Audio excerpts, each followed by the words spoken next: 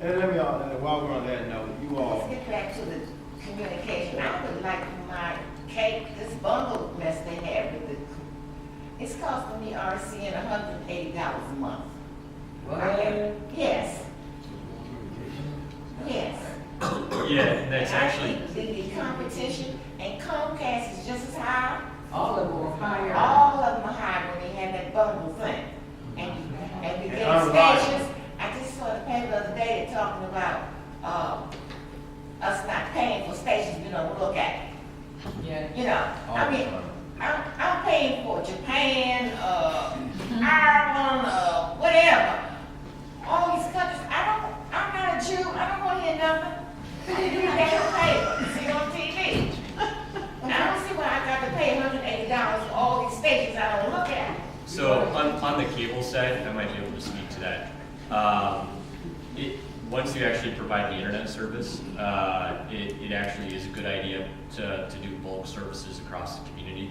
You can drive the overall cost for internet, TV, and phone service down to approximately $40 to $60. And that's in the 120 channel range. We're actually working with Dish Network to build a programming lineup that's directed towards the more experienced audience. So Lifetime classic movies, a lot of the cowboys, the old Western movies. We know what you like. Game Show Network. So it's actually building a package, and that package actually costs less. And so if you can do that, the competition, having RCN and Comcast and multiple providers, actually does no good to lowering your ultimate cost. The program needs to be provided and ran centrally so that you can drive down the cost for the entire community. So if one individual may be paying just for internet service, now you can have all three services and have more engagement. So there is a solution there. Miss- Ma- Roy, Mr. Jones, Mr. Jones? Thank you. Yes, good evening, and my name is Louis P. Jones, and I'm the site manager at the Cultural Center. Prior to coming, Stuart and I were talking about, as well as speaking to Mr. Peterson, we were talking about what really needs are really effective for this particular population and community.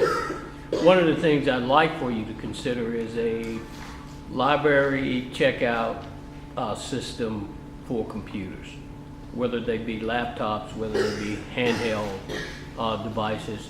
I would really like the city to think in terms of a program that offers that. Why? I teach seniors computers and the programs that they're interested in at the Cultural Center. One of the problems that they have is doing the homework.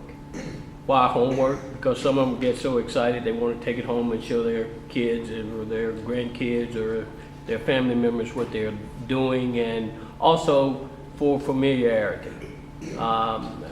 Taking a computer home or taking something home that they can utilize.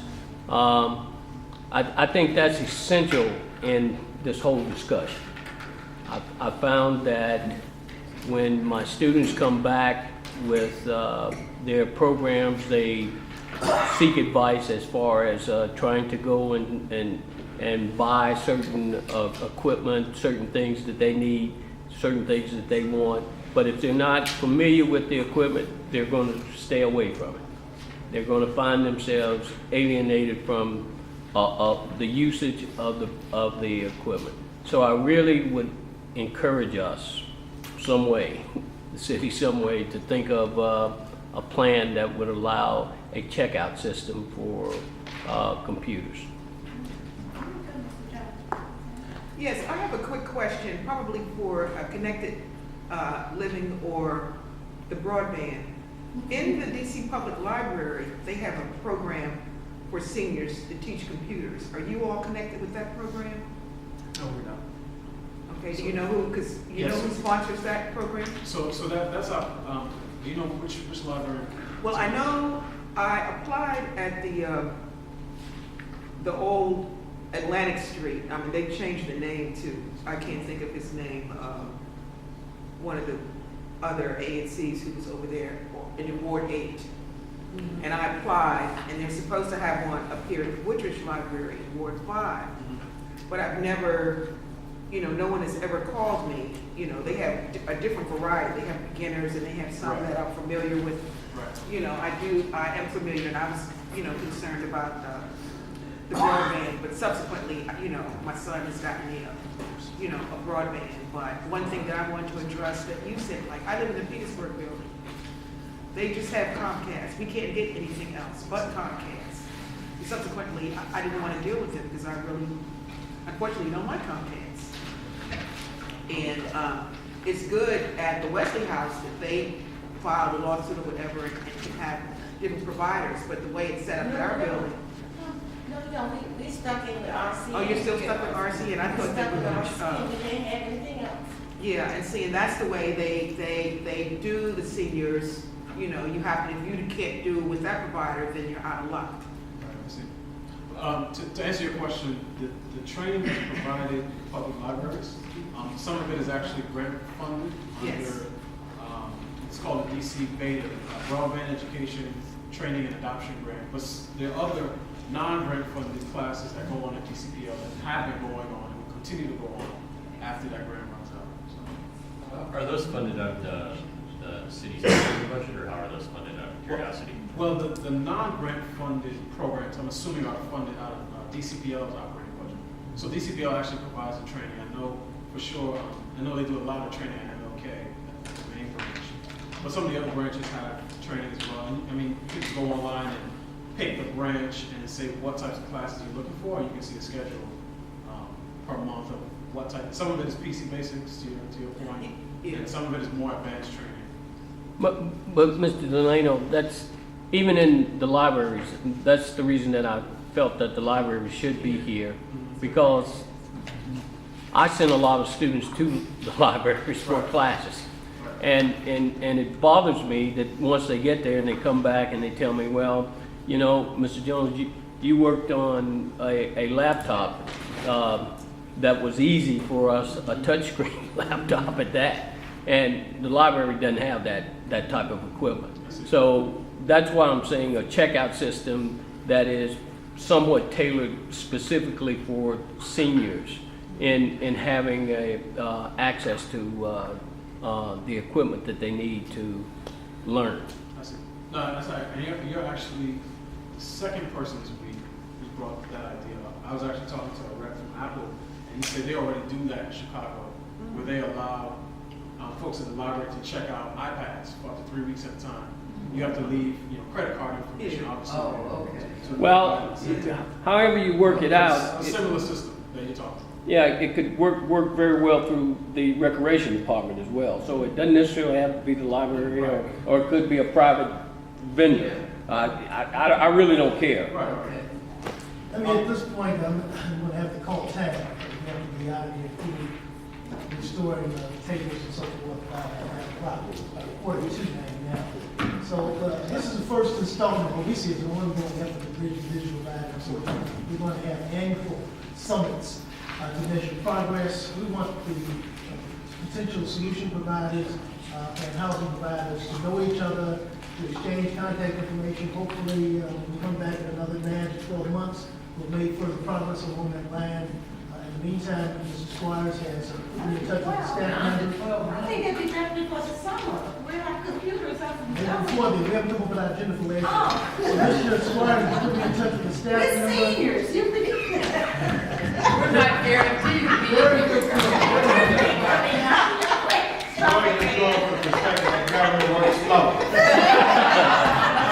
Mrs. Squires, though, that's long term. Mrs. Squires in the interim has put me in contact with the staff person, so we can go with some practical solutions in the interim between now and whenever our next summer is. Absolutely. So again, we thank all of you for coming, particularly those all the way from the far end of the East Coast, for coming out for this first annual summit, but we'll be revisiting this subject on a regular basis. Thank you again. Thank you. Well, Roy, let me say, since I have because I have the seniors here, you all, the mayor is having his second annual senior symposium. Yeah. I want you all to know that on May 10th. Yeah. Where? Okay, so you all mark your calendar. It's going to be at the Omni Shore. What's the address, Courtney? 2500 Calvert Street Northwest. Okay, so you all stay tuned. It's when? So again, on May 10th, Friday, May 10th, I want you all to be the first to know. You're Okay, providing Friday, May 10th. transportation. You all be there. Oh, yeah, you will. You all. Okay, thank you all. Oh, okay. Okay, well then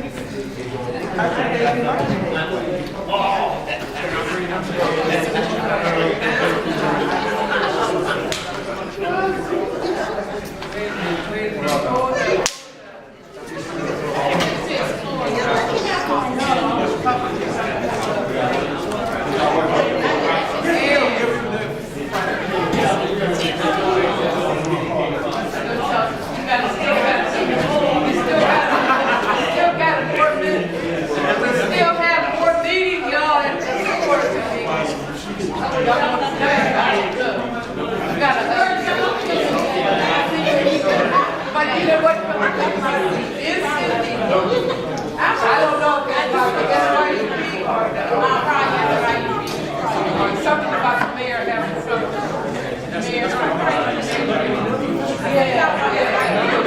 I just thought it was time if I had. Well, I gotta keep track with everybody.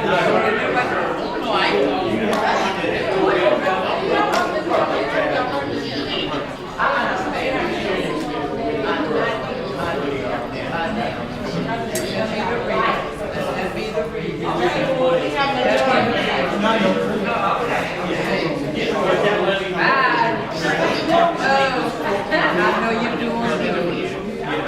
But I was struggling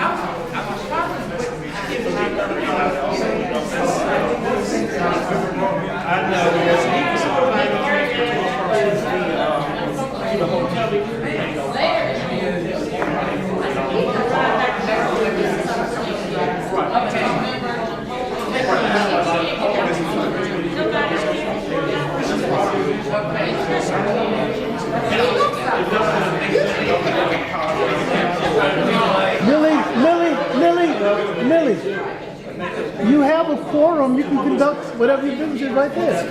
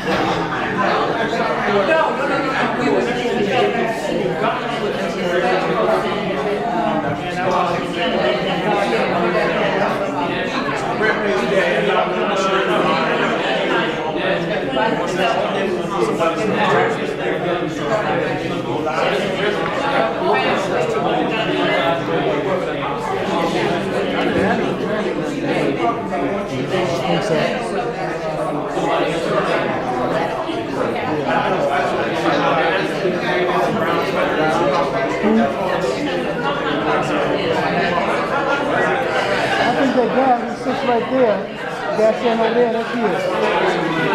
I put it right back where it was, so you won't think it moved. It's right where. And we'll be out of here in the next 5 minutes.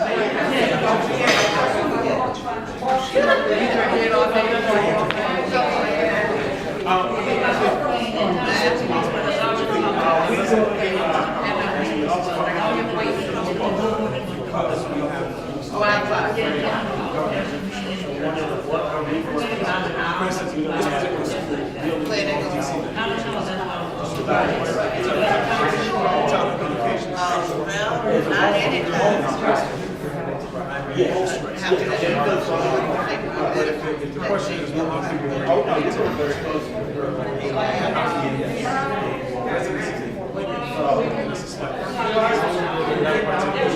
do?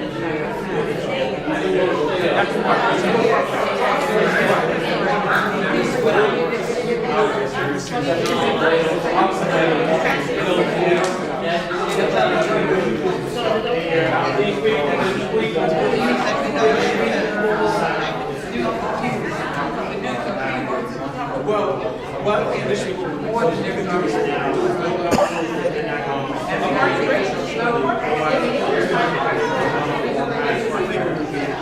build Gentleman Smith? somebody else. Millie, is it over? Meeting adjourned? Okay.